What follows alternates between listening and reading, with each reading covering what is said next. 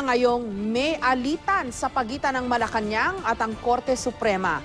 Sumausaw na rin ang Kongreso na kontrolado na mga kaalyado ng Pangulo. Ang mga mambabatas kinukwestiyon ang paggastos ng hudikatura sa JDF o ang Judiciary Development Fund. Inimbitahan pa nila kahapon si Supreme Court Chief Justice Lourdes Sereno sa hearing ng Justice Committee ng Mababang Kapulungan. Pero hindi ito pinaunlakan ni Sereno. Inappropriate o wala raw sa lugar ang imbitasyon ayon kay Sereno.